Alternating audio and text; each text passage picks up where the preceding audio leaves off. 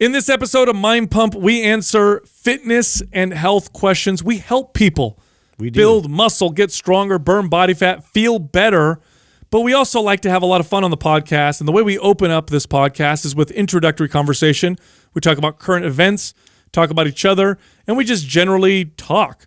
So here's what we did in this episode. We start out by mentioning Adam mixing the green juice and Pure from Organifi. He wanted the mental sharpness that I was talking about the other day, so he mixes it at the beginning of the episode. Watch and wait. About 40 to 45 minutes in, you can hear a marked improvement in his verbal fluency. Just kicks right and in. Sharpness. And that's by Organifi, by the way. Organifi is one of our sponsors. They make organic supplements, including protein powders that are plant-based, of course, organic. Here's how you get your Mind Pump exclusive discount of 20% off.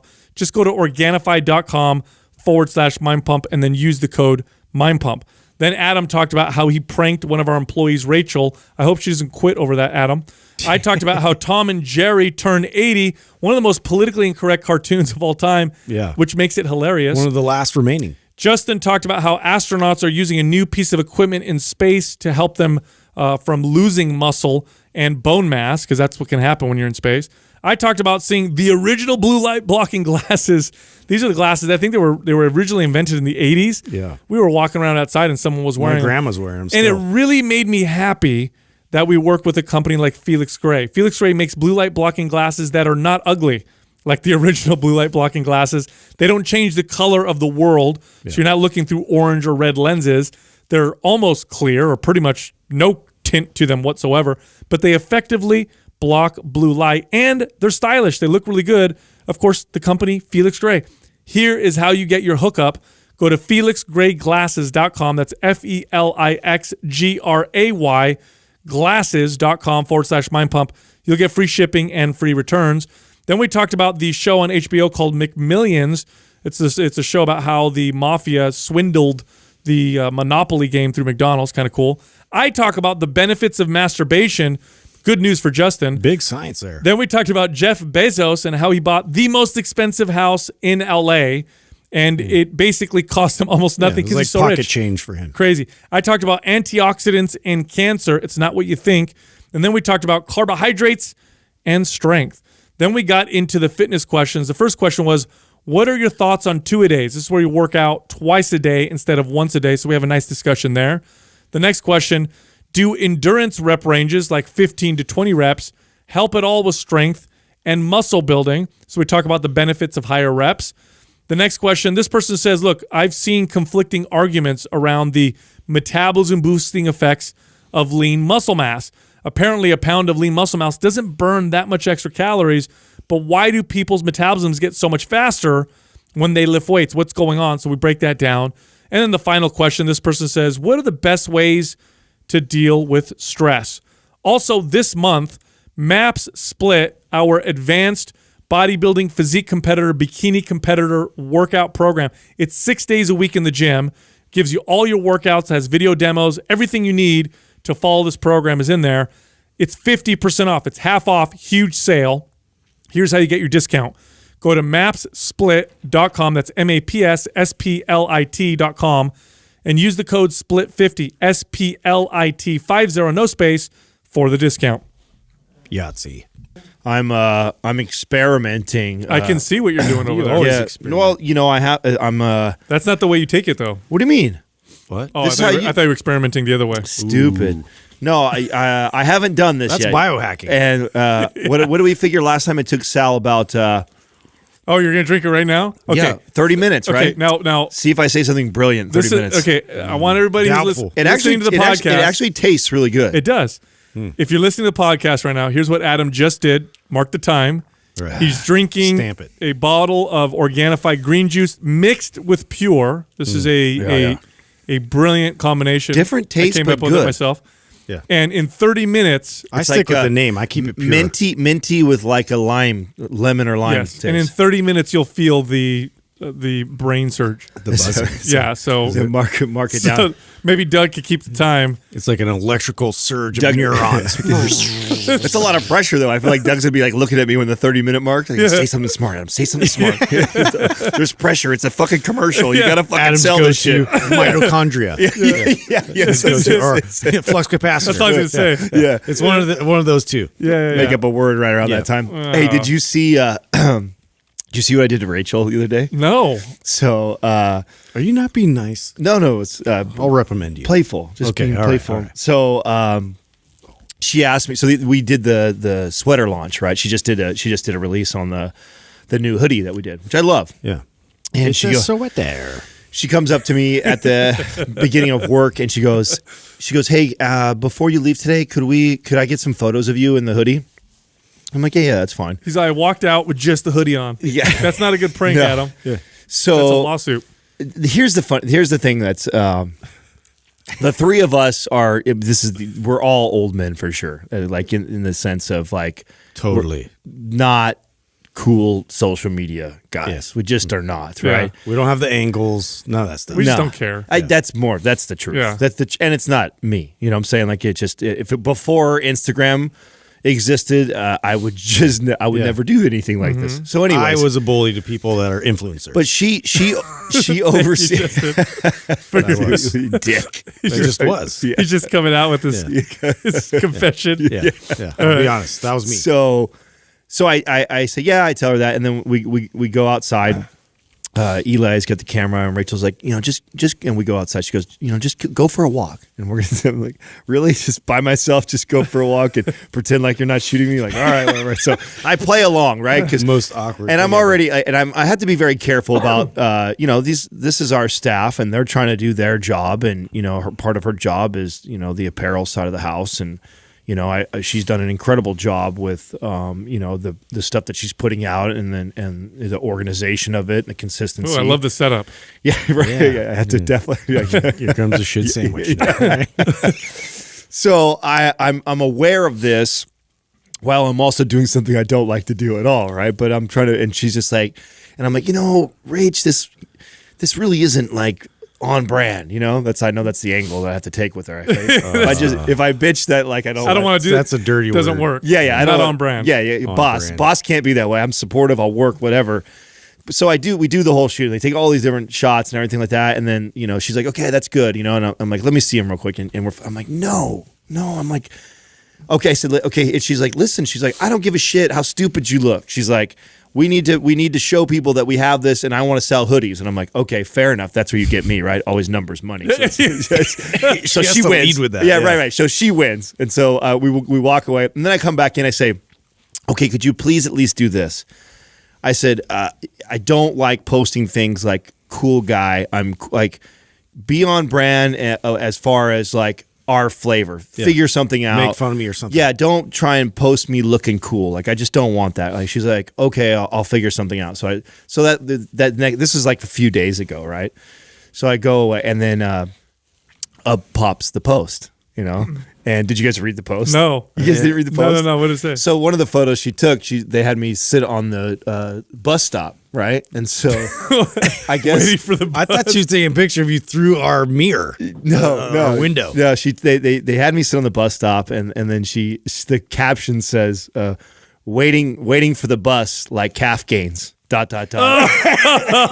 Sometimes it never comes. Brilliant. I was like, oh my God, I died, right? Yeah. So She gets a raise. right. it. I said, and I was actually very happy. I was like, what a great job. And that is so more on brand for us. I love her. I love that she's there. But of course I had to jab back. Yeah. So I said, oh, dirty.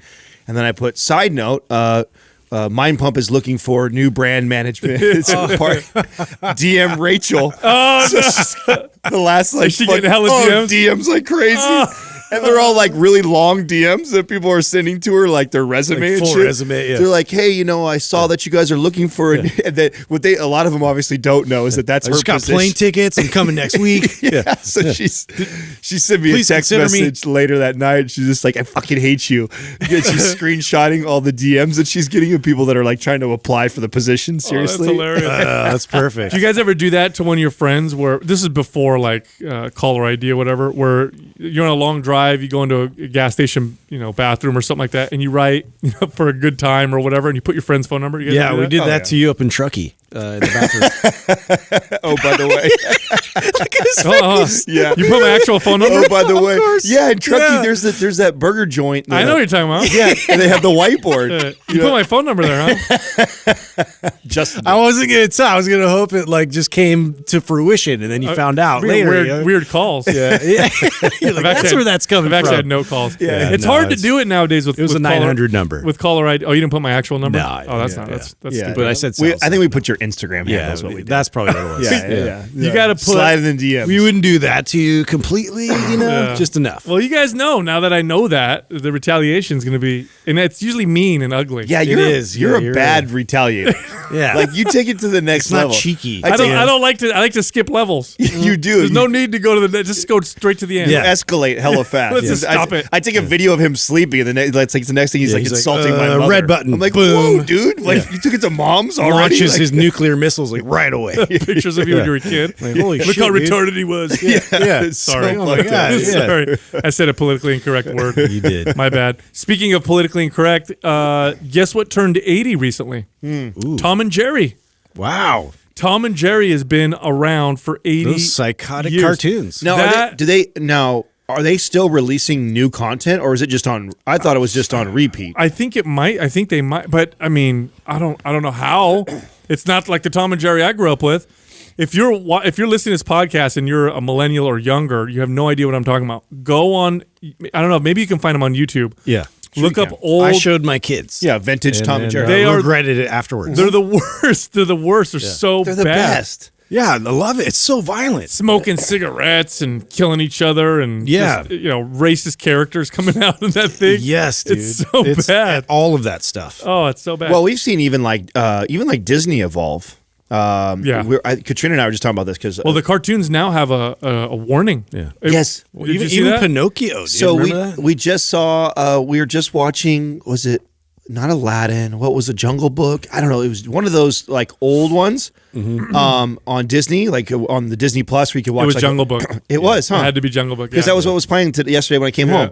And Katrina's because they had like, stereotypical, depictions of people or whatever. yes, they had that warning, and then also they reference like smoking. They're like a lot of racist Smoking. Indian stuff. They dude. make like a smoking Big time. reference, and then they have to put up like a warning on that. I thought that was know. really interesting. it's so funny. Those old cartoons are terrible. Dude, like the old Dumbo. I don't know if you guys like have seen it in a long time or not, but there's this whole scene where he basically eats mushrooms and trips balls. Oh yeah, I did see and that. I was like, "What's happening?" Like I was like, "Man, I need to be like lifted. I need to be elevated to appreciate this." Well, you guys remember Warner Brothers had Speedy Gonzalez? Remember him? Yeah. It was the mouse. yeah, A little So Hispanic mouse. stereotypical, like everything. Yeah, yeah. and he's super fast or whatever, and Yeah. they eliminated that character because of that, because of because they considered it racist. Now, what do you guys think about that stuff? Look, until they fucking change Mario from Mario Brothers, I have no empathy. I have no empathy. I don't care. Luigi. Yeah, nobody It's says a shit. Luigi. Hey, Until they changed Lucky Charms and changing Mario. your pipe. Hey. Exactly. They didn't say anything about Lucky Charms. Yeah, exactly. I was going there next. Yeah, exactly. Yeah. Those shit. Come on. Got to change. Hey, taste Speedy. the rainbow, hey. I loved Speedy Tighty Gonzalez. tighty. He was one of my favorite characters. Super fast. I know, man. Hey, Got Justin, away with it. you tagged Sal and I on a post yesterday. Yeah. It looked like it was almost like a Smith machine with like arms on it and shit. Like Yeah, it conformed to the body a little bit, like Yeah. for astronauts. Yeah, it's kind of. I know it kind of has like a Smith Machine-y kind of feel, but I think it's called a Grasshopper. But what was cool about it, and somebody had tagged me on this because we were talking about astronauts and lifting and everything, and I guess this guy, like, it looks like he created this really cool way for them to, I think it's mechanically and it's powered by electricity, so you can add all this force and program it. So when you're in space, you can actually get a substantial amount of load. Because I mean, think about it, like having actual like weights up there, they're not going to weigh shit. So it's Have like 10 plates out there. Oh, I didn't even think about that. Yeah, of course not. That's how it's no, but that's how it's going to work. Oh yeah. So you're basically almost like it's like pushing you down in a sense, right? It's just electric resistance. Electric resistance. Yeah. But the way that like, the way that they set it up and engineered it, it looked pretty like it had two different like an elbow almost for the arm, so it was like a little bit more travel in terms of, it wasn't like a straight up and down line like a Smith machine. So you can move horizontal, vertical, diagonal. You could do bench, you could do overhead press, kind of. You could do a lot more moves that were like legit. So I was like, oh wow, that's really smart. In the past, they've used that 100% solves that problem. They have resistance training equipment in space. That's just a new machine. It's a new one that can add more load. In the past, they've used pneumatic equipment. Yeah. Which we've had in gyms before, right? Where you was it Kaiser? Kaiser does the air ones, pressure. right? Yeah. Kaiser does that. And then before that, do you guys remember Nautilus used to have these machines that you would enter in the resistance? It was electronic. It's been around since the 90s. The air one also, right? I don't know if it was air or if it was magnets, but you enter into the resistance, and let's say I put 150 pounds, the positive portion of the rep was 150, but it would automatically calculate a heavier negative. Yeah. Do you guys ever use that machine? I've used something like that. It was such a piece of shit. It was so It's funky, especially on the way back. Well, the reason why it was hard is because if you reverse direction at all with your rep, you got the heavy load. Yeah. So when you do your press, as soon as you stop, it's like, and it just didn't feel smooth. Yeah, I think that's the ARX is another one that's out there. Like Isn't that the one that Greenfield does? Yeah, it's Greenfield. What's his name? The other bulletproof guy. But they promote all the time about doing it like once, twice a week, where it's like, Oh, God. yeah, they can only do a few. Yeah, and they do max effort and all that. It stuff makes sense as an astronaut to me. Yeah. It does. Yeah, I can see using it for that, but for the average person, that's just Well, silly to me. okay, resistance. The same rules apply for resistance training. There's a certain amount of frequency, volume, and reps. That's always going to produce the best results. Yeah, even off Earth. It doesn't matter what they say. What they say with that machine is, 10 minutes gives you a full body workout equivalent to, 3 days a week in the gym. No, it doesn't. No. It doesn't do that. It's not going to. I remember when we interviewed Dave Asprey, and he was saying a bunch of stuff, and I was like, okay, that's smart, and they start talking about exercise. And Not he so said, smart. I only need to do it's 10 like- minutes of resistance training. It's max effort, and it gives me all the results I need. No. Stepped outside your lane, dude. Stepped outside your lane, bro. Back when we were still being nice. I know. Oh, if that happened Well, what's today. cool It about was that? also over the phone too. So Yeah. Yeah, it is what it is. Exactly. Dude, I had a little, I felt like I went in a time machine the other day. Oh yeah. But yeah, we had lunch. I think you guys saw it too. We're walking back. Do you guys remember the original blue light blocking glasses? Oh yeah, the blue blockers. I saw that guy. Like the ones like the aviator looking ones. Dude, they're ugly. Yeah. Remember that when they first came out? John Wilkes Booth kind of like they got the tint and then the aviator Dude, action. blue blocking glasses really have come a long way because, there's still a lot on the market that are terrible looking.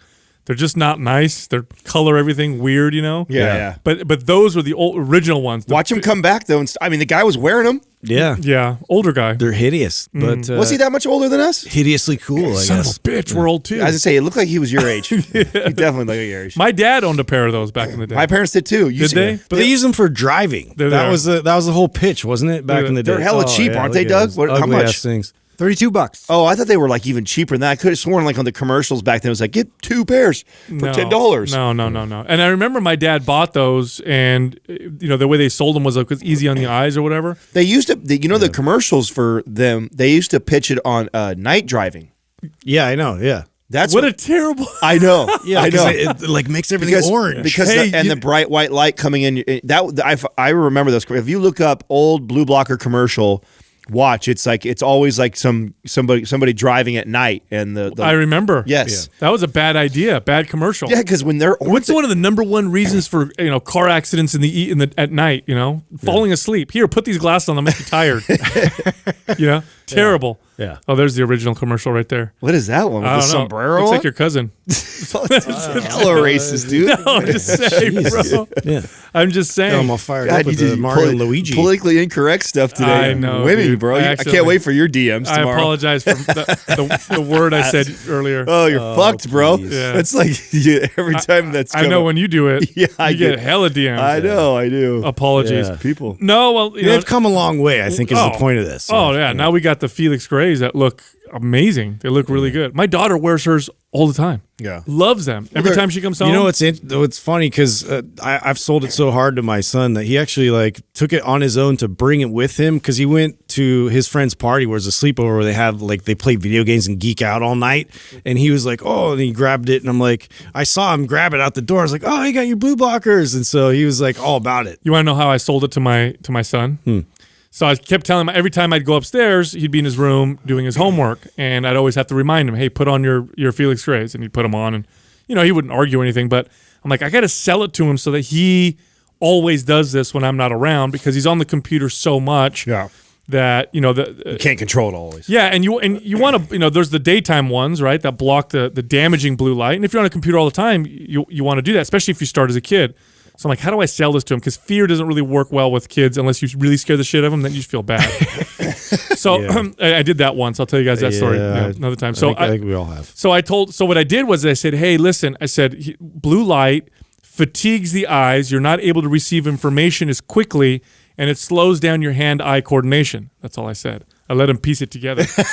I let him piece together that That's so he's going like, wait a second, gaming speed. I need totally to be good at totally. that. So now when he plays his games, bro, it's part of his preparation. Oh, it's so Dude. good, dude. Got a glass of water, puts Dad- on the blue, and he's ready Dad to crush. 1, son 0. Boom! Have you guys checked out that new show that's on Apple Plus? It's called Mythic Quest or Mythical Quest. You find all the weird ones, Dude, it's awesome. It's like it's a mix between The Office and let's see, something else, but I don't have a comparison.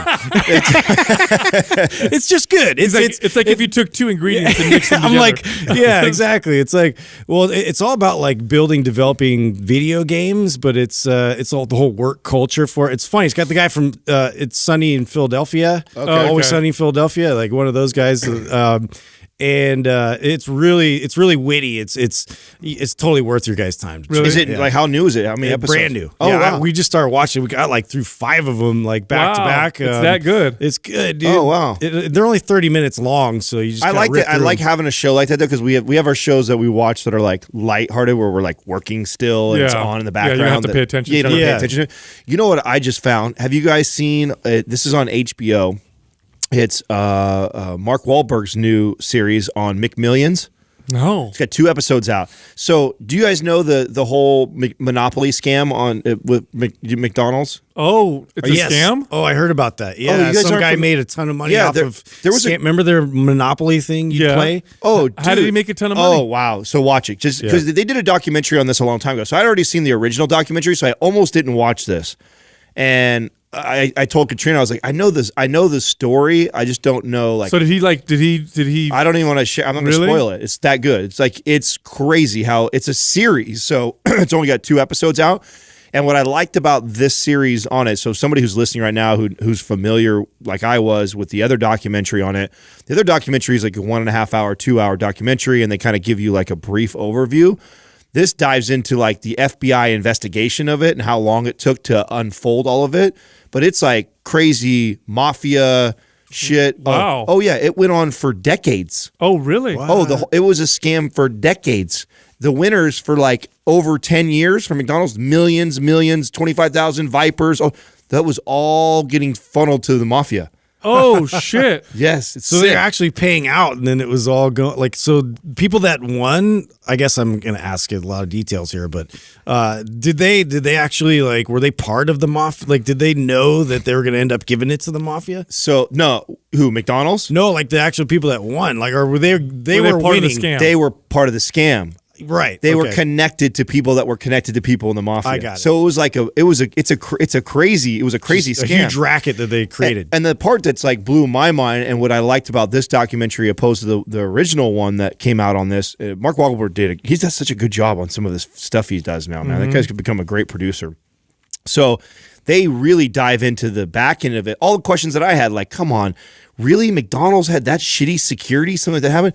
Bro, it's the winning pieces for McDonald's was, first of all, McDonald's wasn't involved in it. They hire a marketing company called Simon Marketing, which is like this, they do all the like top end like companies, right? And then they hire out a security printing company that does the lottery tickets, that's like known for doing very secure. That's so much money to put into this. You have to have 2 keys to open the vault that has the winning pieces in it. It gets in a suitcase with handcuffs. Like, you would think it was impossible for this to happen, but it did. And so the documentary goes into how this worked and how they didn't get caught for so many years. Do you guys, when you guys watch stuff like that, this happens to me, so I want to see if I'm not the only one. Whenever I'm watching a movie or a documentary about someone who's doing a heist or theft or You kinda wanna a guy do who it. became a drug dealer, I'm always like I gotta wrap up. I'm always getting angry because I'm always like, stop there. You made your money. Get the fuck out. Yeah, go. Yeah, stop they always, being angry, yeah. they always push it, and I'm always watching it like,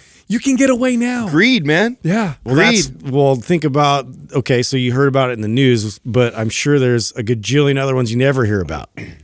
Oh, of all the people that get away? Yeah. Oh, you're not right. there's not going to be stories about it because they just got the money. Yeah, you just blew my mind right now. That's bank robbery. Yeah. I know. You know more. You know that bank robbers are more than 50% successful. Now, is this, you've said this before, Yeah. but is this a real Look it up. statistic? I've heard the same stat. Yeah, and the news just doesn't report them. Yeah. They don't report. Now, here's what counts though too. Somebody goes in, says to a teller, "I've got a gun in my pocket. Give me all your money." She cashes out the fucking Of course. $2,000 in her teller. Why wouldn't that Like the count? petty cash. Yeah, that counts. Of course that would count. Yeah, right. So that happens a lot more than you would think. Really? And Yeah. 50% of them get away? Yes. And they don't put, I can't remember where I read that. I read that stat a long time ago, so maybe it's better now. But Point blank. I was actually under the impression Did I that say brink? they never get Break. You try to say big and break. You should have had some of that pure Yeah, and green that juice. pure ain't working for me. Look how sharp Adam is right now. Oh, shit. It's kicking in already. I don't feel that sharp yet. Killing dude. it. So I'll let you know if I feel super sharp. Wow, so 50% get away. That's not bad odds. Right? You know what I'm saying? Yeah. But I mean, how much money could you possibly get? That's just it. It's like you don't. it's not worth it. No, We no. get 15 grand. Yeah, it's a 50-50 shot at getting a handful of money, like, you know what I'm saying, to last you to your next bank robbery. Oh man. Yeah. Anyway, I got a study that I think you guys will be very interested in. I know Justin for sure will be. sweet. Yeah, really interested in the study. It's a cheese study? No. So it was a study conducted by the Department of Medical Psychology at the University Clinic of Essen. This is in Germany. And they took a group of volunteers and they had them masturbate. And what they found This is was, of Justin's Were these all alley. dudes? yeah, they were all, I think so. Yeah. I'm less interested. No, but listen. So the masturbation caused a boost in white blood cells. Other studies have shown the same thing. So the results confirm that sexual arousal and orgasm increase the number of white blood cells, including natural killer cells that fight off Damn, that's why I'm infections. healthy. That's why Justin never gets sick. I am just, I'm a healthy, thriving male. He just The same benefits when you have sex, I would assume. no, sex lowers your immune system. No, I'm just kidding. What? I was like, what? How does that work? No, I'm just kidding. So same, right? I mean, it's the arousal and then the orgasm is Wow, I just came up with a theory. I think I know why this happens. Because think about why would your body boost your immune system after you have sex and ejaculate or whatever? Oh, you know how you are right after that. You But- just lay there fucking. No. You're vulnerable as fuck, dude. Yeah. Anything need all the could- support you Yeah, can anything get. could happen. Anything could kill you you? could rob me. So a disease could kill me. Lion could eat me afterwards. No, I think it's because you were probably likely in close contact with another person, exposed to their germs, exposed to their potential infections. So after you did that, your Keeps body's the like crabs a little at bay. it tries to. Yeah. You know what I'm saying? what I heard. Your body's like, we got to, strengthen the system here because Interesting you theory. just had dirty sex. Interesting theory. You know what I'm saying? Dude, that is science, right? Doesn't there. that beats like your that.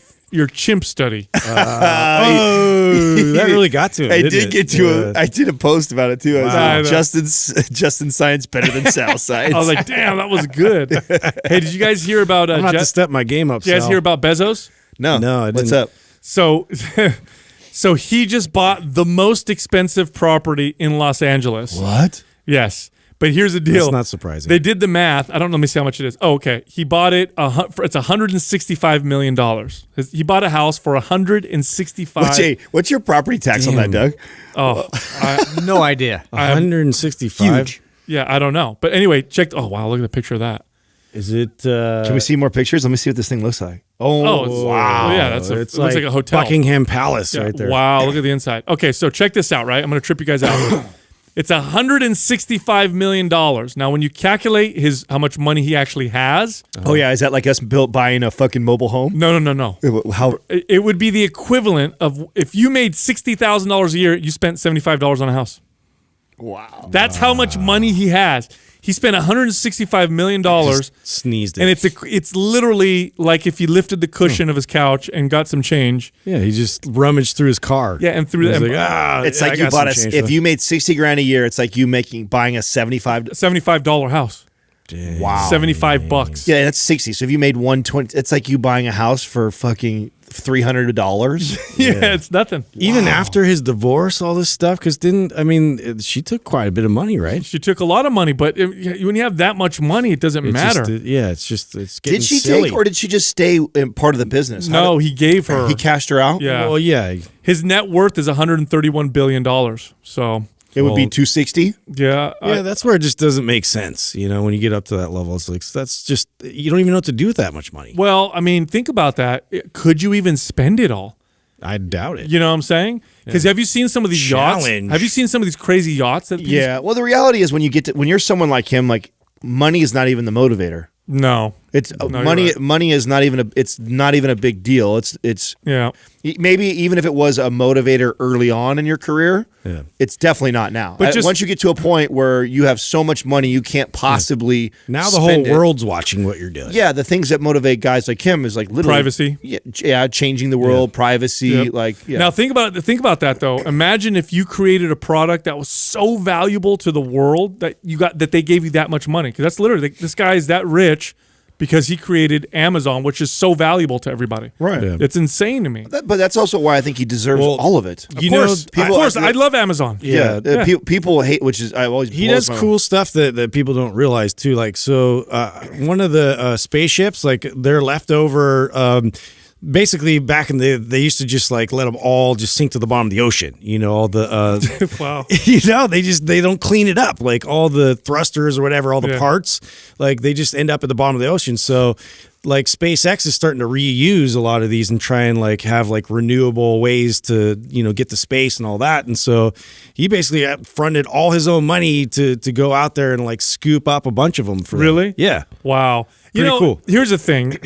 I don't care if he does anything else. The fact that he created a product that people want willingly and voluntarily right that pay for. we'll use for decades. He doesn't have to at do the anything minimum. else. Yeah. What he did by creating Amazon benefited billions of people around the world. Not only that, he opened up a model that so many other businesses That's what I'm saying. now model after. So the rippling effect of what he did. Bro, it's like even if you're not an Amazon person, which is like you have to be a very small percentage of people that don't use Amazon, even if you're not, the rippling effect of how many other businesses have built their model off of their model now, you're definitely impacted by what Do you know how he's many done. businesses would not be possible today if it weren't for Amazon?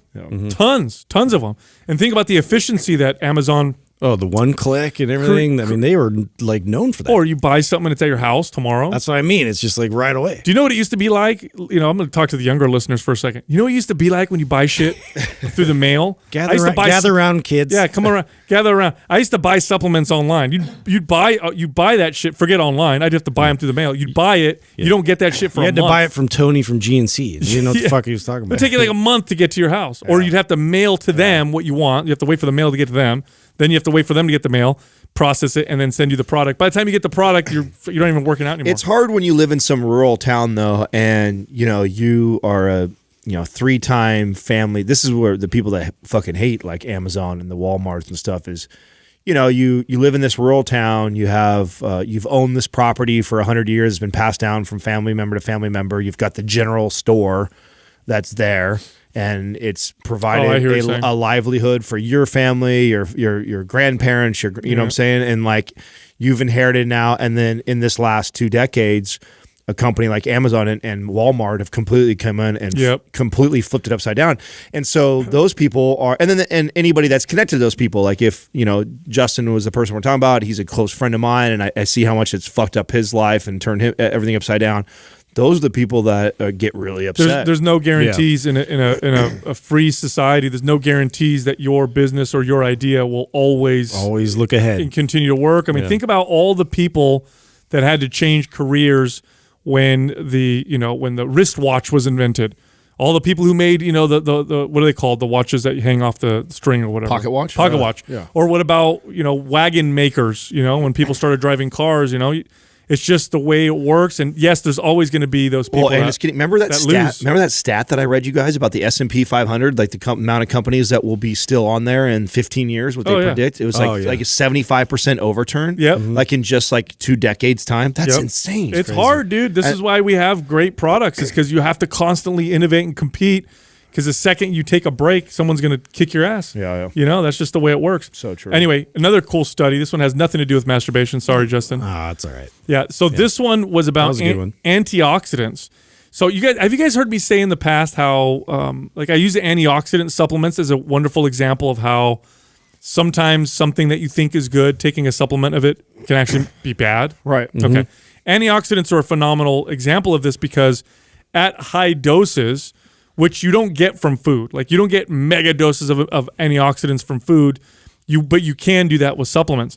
When people take mega doses of antioxidants, these antioxidants can actually protect cancer cells. They can actually prevent your body from killing cancer cells by protecting the cancer cells. Yeah. So there's studies that show that people who took like high doses of vitamin E increased their risk of prostate cancer by 17%. There was other studies that show that high doses of beta carotene increased lung cancer risk by 28% in smokers. That's a lot. Yeah, so this is why you got to be careful with the supplements. Just because there's a compound in food that is good for you that we've identified, taking it out, synthesizing it, concentrating the shit out of it doesn't mean you're going to get more benefits. Oftentimes it means you'll do a lot worse. So anyway, you know what one of my favorite things about the keto diet is, by the way? What's that? When you go Your off. breath. No, thanks, Justin. Sorry. That's your favorite. When you go off. Yeah. When you start to reintroduce carbs. Yeah. Oh, yeah. Oh, dude. Man, energized like hell. Huh? Strong. Yeah. Strong. My strength exploded. It doesn't take nowhere near as much. No, I'm eating because I went keto for a little while because I was trying to reduce inflammation, get the cognitive kind of sharpening, boosting effects, and I did that for probably 5 or 6 weeks, maybe a little longer. And then this week I started eating more carbs, and I'm still averaging maybe 100 grams, 150 grams of carbs a day, which is not much, but it's way more than the less than 30 grams I was eating before.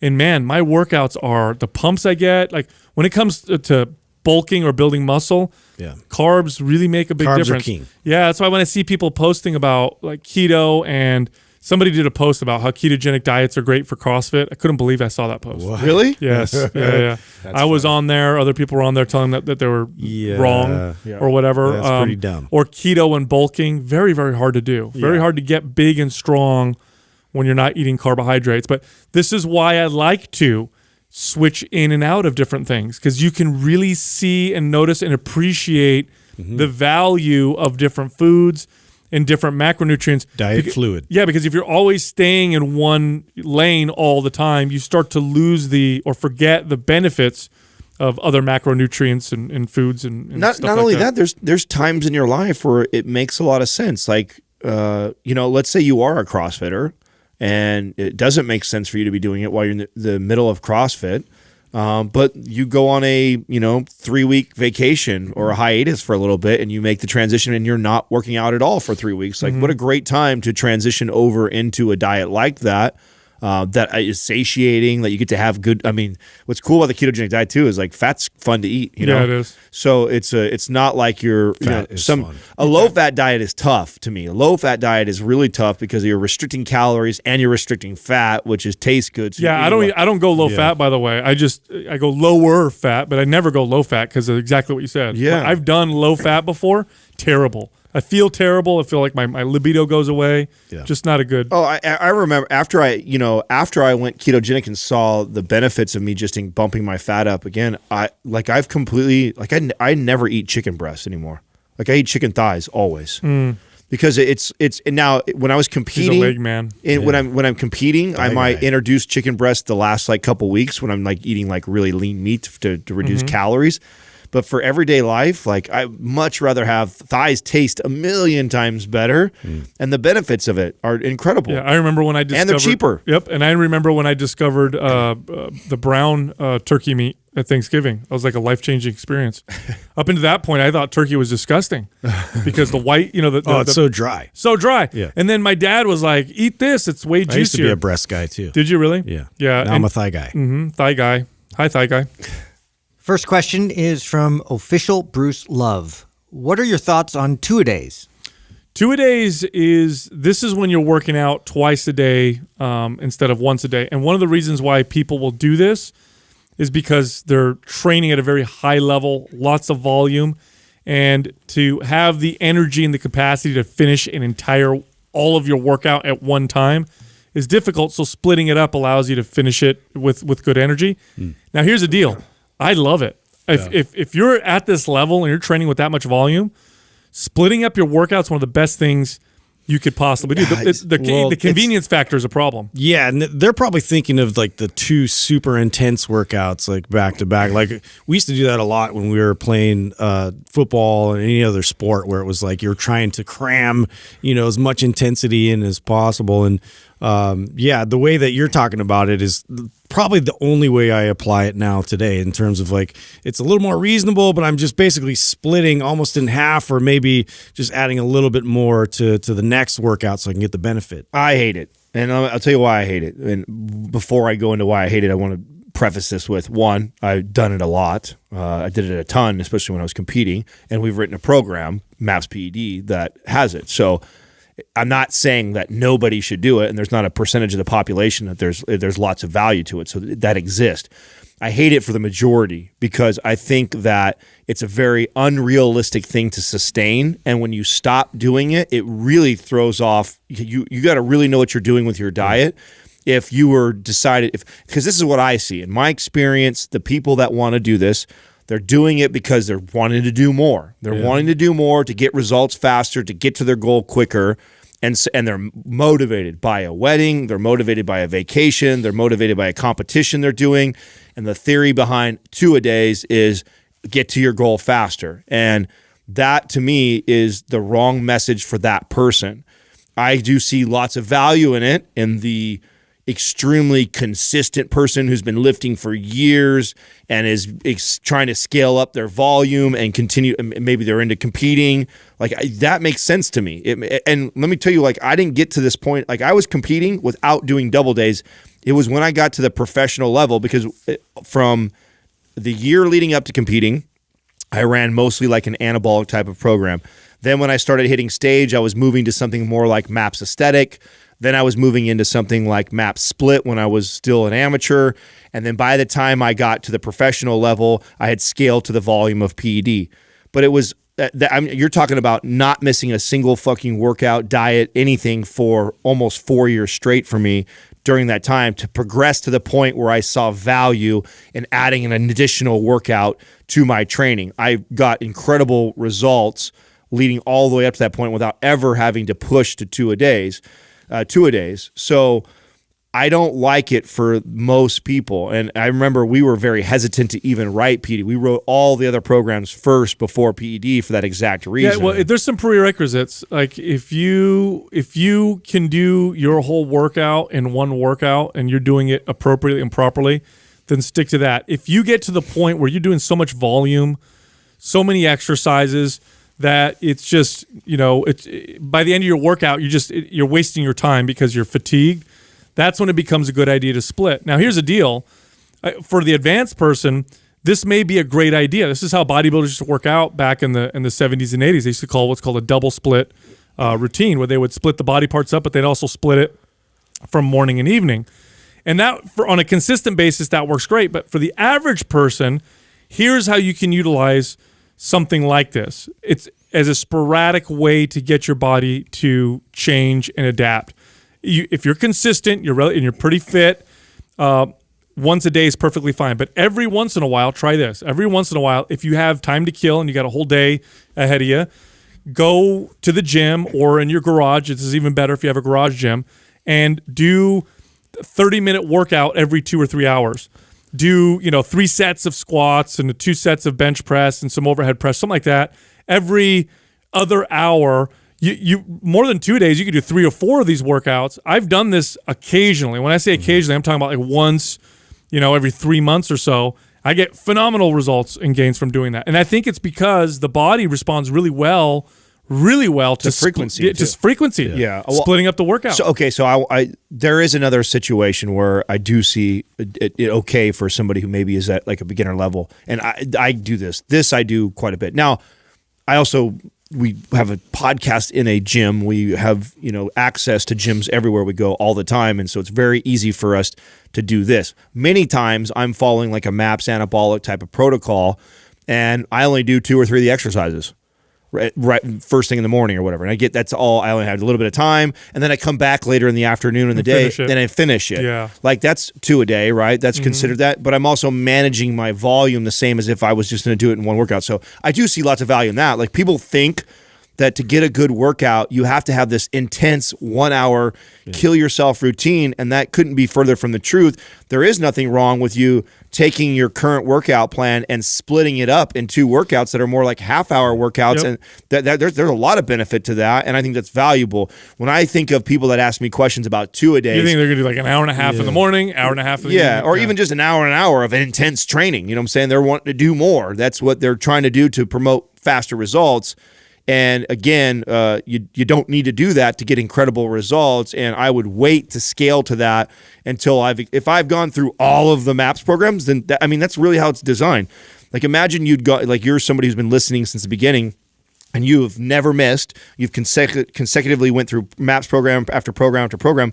We have scaled them like that, and the reason why PED was last is because it's the peak of the pyramid. Yeah, it's the pinnacle. So like, if that's like you're going to be your profession, and like I'm going to be a professional bodybuilder or a professional athlete, and I want to ramp myself up to that kind of volume and intensity altogether, that's like you're stretching yourself, and even then you don't want to stay there for very long. Like that's something that you're testing yourself. Just like if it's like we talk about maxing out, stuff like that. Like there's times where that's appropriate, I feel, to be able to know where you stand. Well, since you got your gym at home, have you experimented with the doing a few sets every other hour while you're at home type of deal? I do that all the time. Isn't it great? Dude, it's so liberating because honestly, most of the time when you're thinking about working out, the biggest thing is like, oh my God, I don't want to get started and then stop. And, you want all that momentum. Once you free yourself of that and you just start just grabbing stuff and going, and you kind of have an idea of what you need to accomplish for the day. Like I'll start with bench or squat or whatever it is.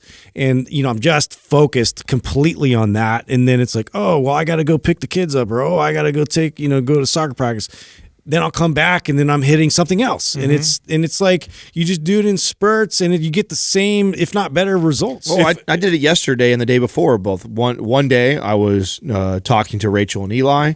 I was out in the gym. I was doing bench press and some shoulder work. I would do 3 sets, set down the weight. I'd go in the office. I'd sit down. I was talking to them for 15, 20 minutes. Oh, let's work on this, overlooking at videos. Go back out, did a few more sets. I did it yesterday again with Doug. Doug was in here. We were doing bookkeeping and numbers and shit.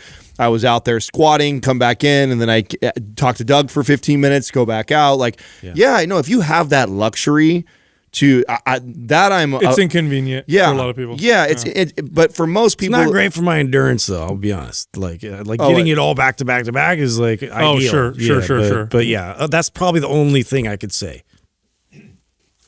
Next question is from Randy Adams 02. Do endurance rep ranges in the 15 to 20 range help at all with strength and hypertrophy? Oh my God, yes, Definitely. especially if you don't do this. Oh man, yeah. I when I first It kills me, dude. when I first learned this. I mean, remember when I was reading bodybuilding magazines and muscle books, when I was younger, and all of them said heavyweight and low reps built muscle. None of them recommended this 15 to 20 rep range. And then years later, there was a bodybuilder, I can't remember his name, but he talked about how he liked to train in the 15 to 20 range, and he had a very impressive physique. And being a kid, that would be what convinced me. I see someone's physique, they say something, I'm going to give it a shot.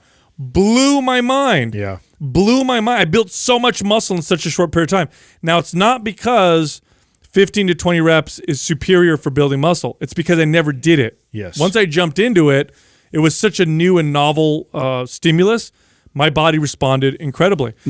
My greatest hypertrophy gains came from this. And that was, it really sent me down the rabbit hole of like reading the studies to support all this stuff. That's where I kind of pieced all this together, was like you, Sal, for sure, at least the first 5 years of lifting, I don't think I lifted a weight over 6 reps. Like, it was everything I had read up until that point was, if you want to get big, you want to build muscle, Yeah, six reps. 6 reps tops, right? So everything went, and I got stronger in those years, those 5 years of lifting. So, and I got a little bit bigger. And so I felt like, yeah, nothing was going to change my mind at that point that this was another route. I believe it, for me, it was like some bodybuilder or trainer that I was met. always a 5x5 guy, like forever. Right, and then I'm still kind of like that. tells me to go and do 15 to 20 reps and just lighten the load. And I'm like, what? That's insane. But I was like, okay, I'm going to try this for a few weeks.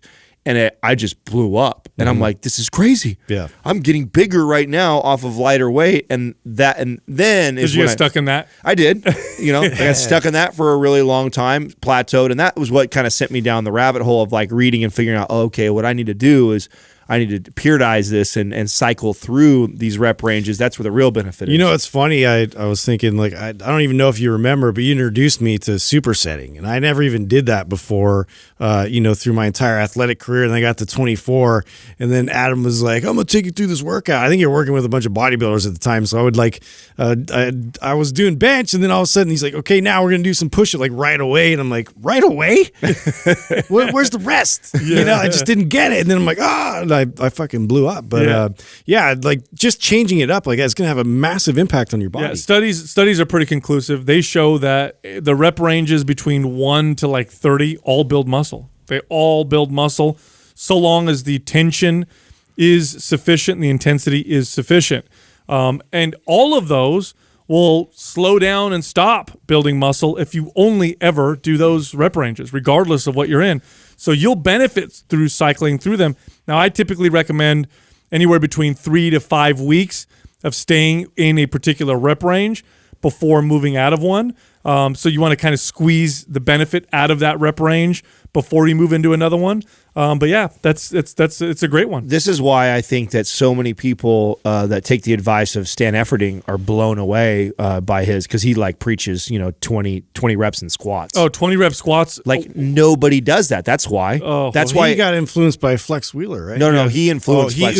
He influenced Flex on doing the 20 rep range and just blew his mind too. Like it absolutely, and what it is that it's so novel for like 99% of the population, because even people that rotate their rep ranges, typically deadlifting and squatting, they ain't fucking around with more than 12, 15 top reps, maybe, right? And they probably rarely do that, because we all know that feels like cardio when you do that. If you've never done 20 reps of squats, you are in for some shit.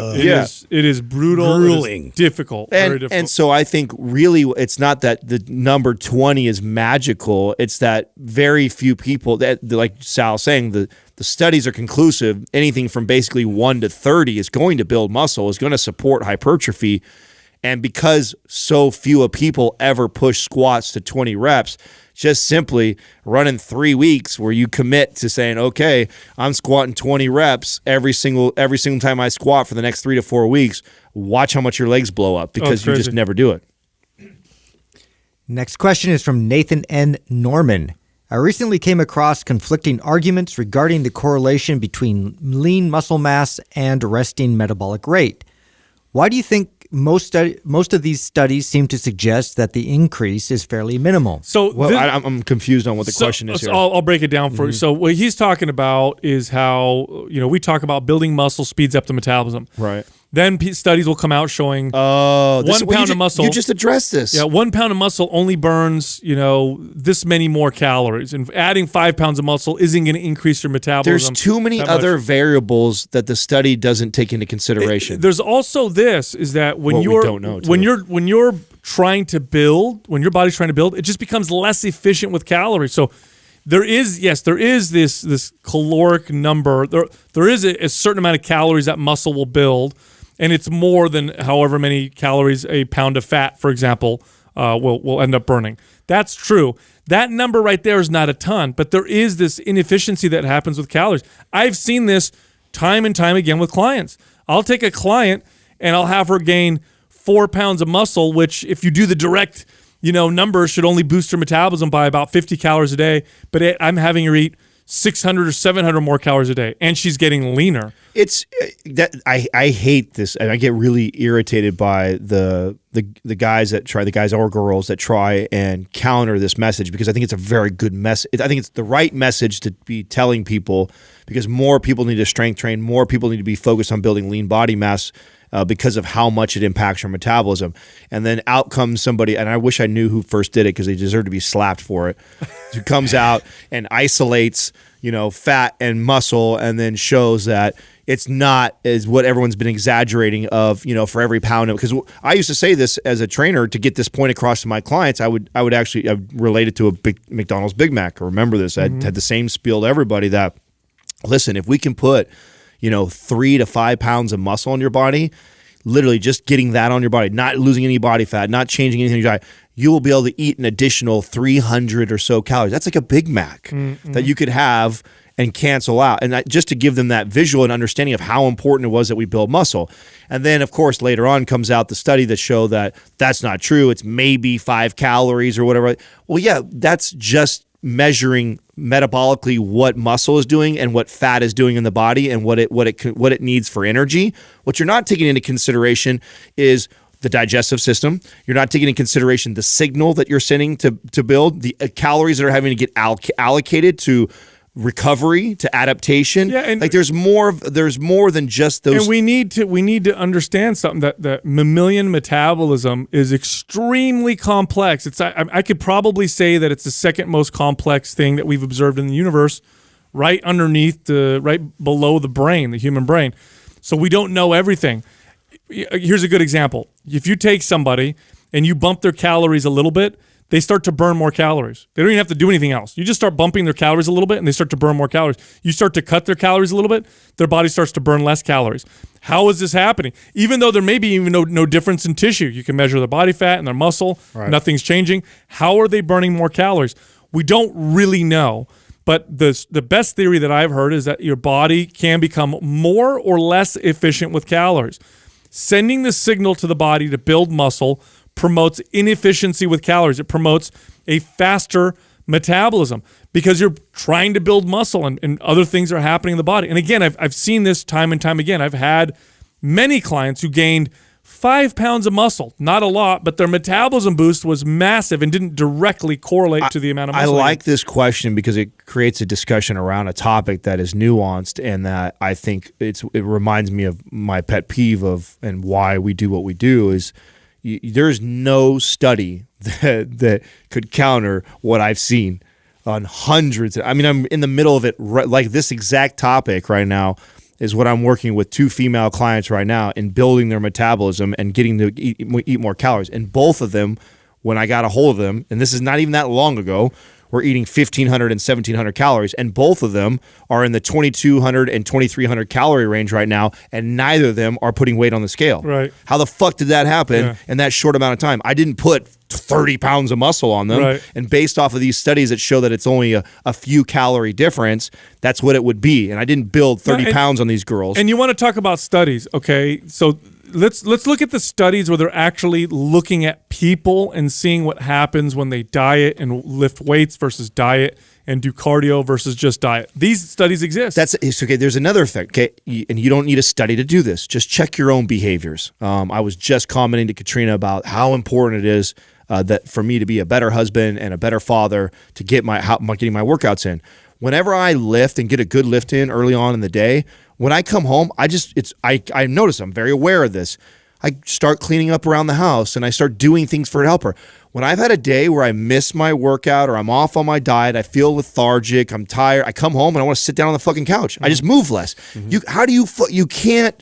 That's not going to be in that study. We're not measuring that. We're isolating just muscle and fat. We're not taking into consideration behaviors. That's a very good point. But even when you look at everything else, like I just pulled up an easy study right here where they took older participants, and they compared fat loss with just diet plus walking, diet plus weight training, or diet alone.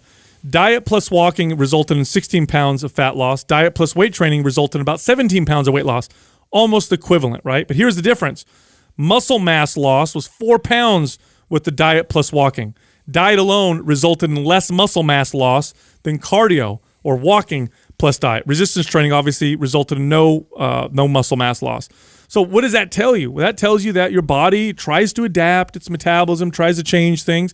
Resistance training, of all the forms of exercise, is the one that promotes the faster metabolism. It's the one that promotes, and the part of the way it promotes that is by keeping and building muscle. But it's not the only way. There are other things that are happening we quite don't understand. But I can tell you again this much: I've worked with lots and lots of clients, and when I have them lift weights and I have them change their nutrition, I can see big changes in how many calories they can eat and maintain their weight or get leaner. Big changes. I've had clients that went from 1,200 calories to 2,200 calories I'm telling a day. you, right, I'm in the middle of it right now. I haven't had a hold of these girls longer than a couple months. Yeah. This is in a couple months' time. We've moved from 1,500 up to 2,200 Yeah, calories. huge difference. And they are not 30 pounds bigger. Yeah. They're Yeah. the same. They're the same weight. I got a hold of them at, and that's the goal. And I keep telling them is that my goal is to keep increasing your calories and seeing that scale just kind of hover around the same Yep. thing. They are weighing in at 121, 130. These are two girls' weights, and they're sticking right at that weight. And I'm just bumping calories, bumping calories. And now, why is that beneficial? Well, it's beneficial because you live in a wonderful time with lots of food all around you. You live in a time where daily life is sedentary. You don't have to be strenuous and break your back.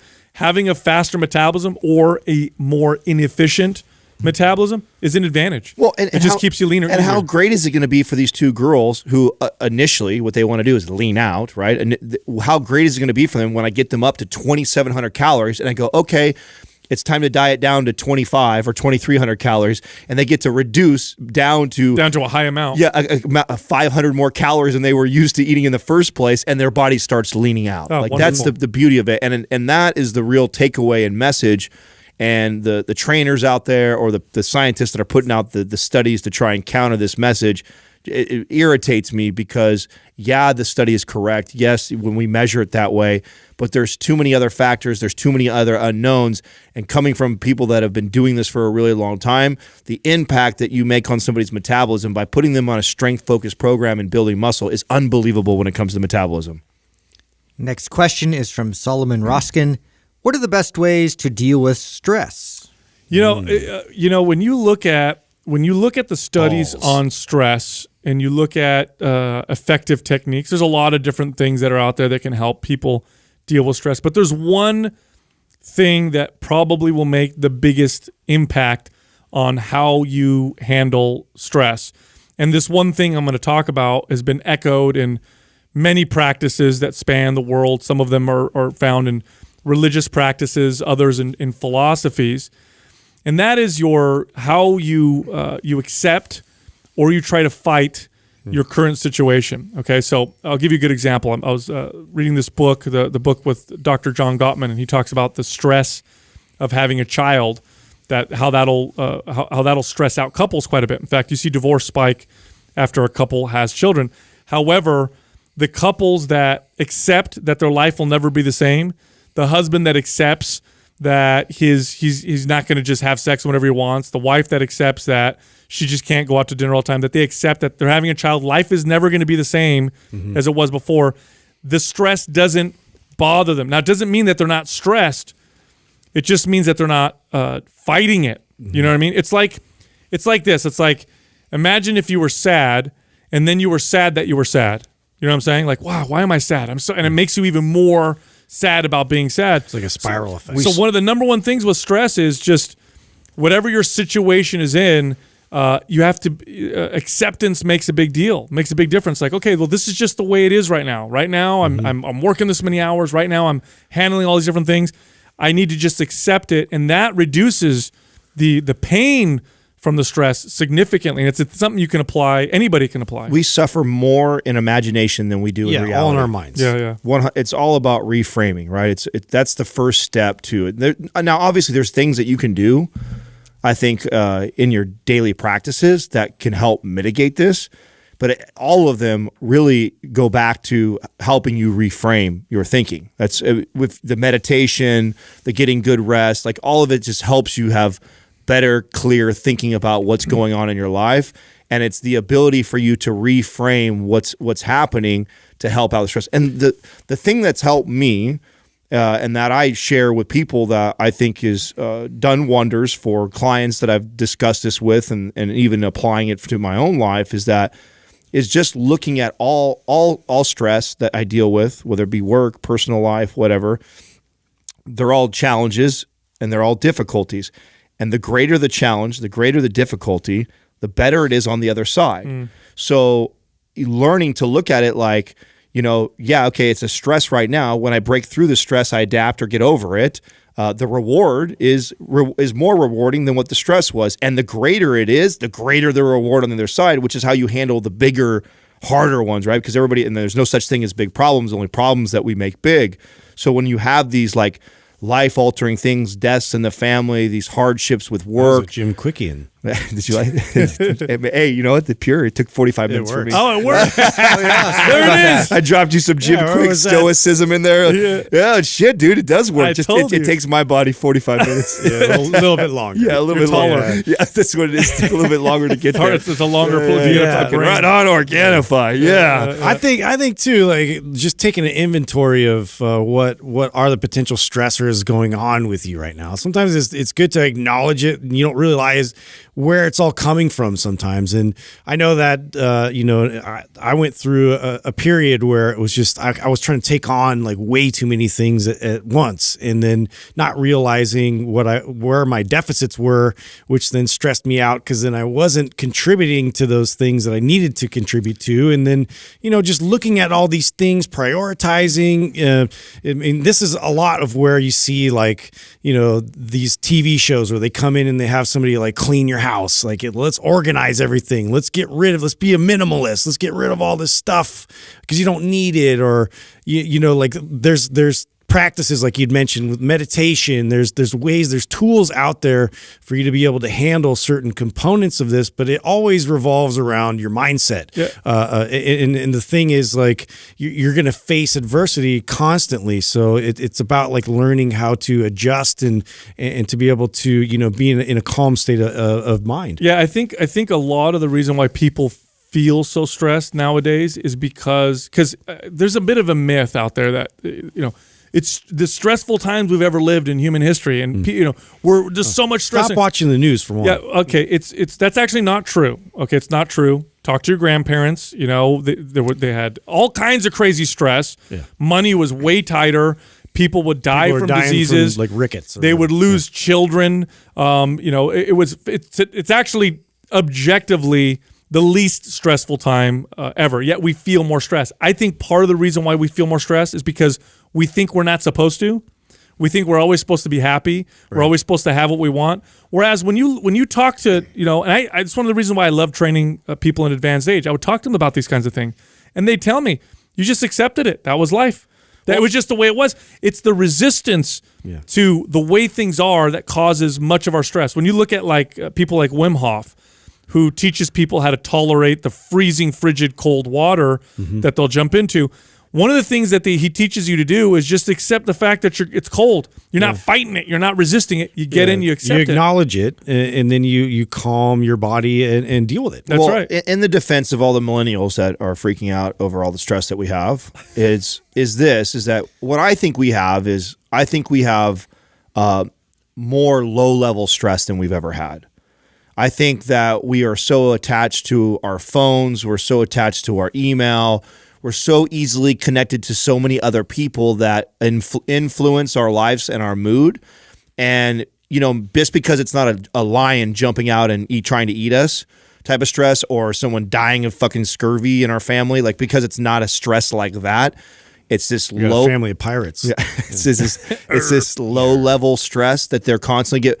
And I think it's the compounding effect of that when something happens when you're at home, or something that's maybe not like a lion jumping out of you, but a much higher elevation, I think it feels like it's so much more, because you don't realize when you're scrolling through Instagram and you think you're just liking photos and looking at what your friends are doing, really what you're doing subconsciously is comparing yourself to them and where you're at. Trying to get validation. Yeah, why am I not on that trip? Why am I not on exactly? This life sucks. That life looks great. Exactly. And so you're already framing how you're going to look at this obstacle or challenge you're going to have maybe 5 hours later in the day. So I scrolled through Instagram. Now, I didn't think of that scrolling through Instagram as a stress, but it most certainly was, because subconsciously I was comparing myself to all my friends and feeling bad about myself and where I'm at currently in my life, even if it wasn't like a major focus. It happened. And then I get to work and I'm emailing back and forth, and I get an email from somebody that is a disgruntled employee or disgruntled customer service issue, and now I'm dealing with that. And then I go home, and then my wife drops some serious news on me that's like a real fucking stress in our life. She lost her job. Now I'm alone going to have to support whatever. Now, that's a real fucking stress, but because you had all that low-level shit, I think it's the combination of all of it that makes that seem so fucking paramount. It is, and again, I really think there's a lot of different things you could do. Exercise, be healthy, it makes you more resilient to stress. You could structure your life so that you have some downtime. You can learn how to meditate, maybe prayer, because it's another form of meditation, right? That gives you a sense of meaning and purpose. That's all very important, but at the very top of it, really is just not resisting and accepting reality, because reality is in front of you, right? Things are happening. You have a job, you have bills, maybe you have kids, and that if you're in resistance to what is real, you're at war with reality. That's stressful. That's going to make life real hard. I remember one time I was in the car with the kids and with Jessica, and we were driving. I think we were driving to my cousin's house, and it was taking forever. There was a traffic jam. We were in the car. It was a 2-hour trip. It took us like 5 hours to get where we were, and I was so angry and irritated, just like, driving in traffic will do that to a lot of us. And I remember Jessica, we were talking, and she goes, "Why are you so stressed out?" I'm like, "Because we're in the car, and I'm so pissed off or whatever." And she's like, "Well, what is it that's bad?" I'm going to get there. She's like, "Okay, and what do you want to do when we get there?" "I want to be with everybody." She's like, "You're with everybody now." And I thought, you're right. We're all in the car together. We're just going to go somewhere else and be together. Yeah. And it immediately changed how I felt. Immediately, I thought, oh, yeah, I'm with everybody now. We're all in the car. Let's all just hang out just like we would when we got to our destination. That reframing of life and where you're at. And again, this book by Dr. Gottman talks about this. He says the couples that succeed with children are the ones that accept that life will not be the same anymore. Mm-hmm. The ones that have that struggle are the ones that struggle with the fact that it's not like it used to be, and I want it to be the way it was. Yeah. It's not going to be the way it was. Well, it's just not gonna happen. When you start living in the past or like thinking too much in the future, it's like as present as you can get, and that's why like breathing and these techniques, they help you to be conscious about like what's right in front of you. Totally. And to just disregard all that stuff. Totally. And with that, go to mindpumpfree.com and download all of our guides, resources, and books. They're all totally free. You can also find the three of us on Instagram. You can find Justin at Mind Pump Justin. You can find me at Mind Pump Sal. Adam at Mind Pump Adam. Oh, and by the way, you can look up Doug too. Doug is at Mind Pump Doug. Doug the Hug.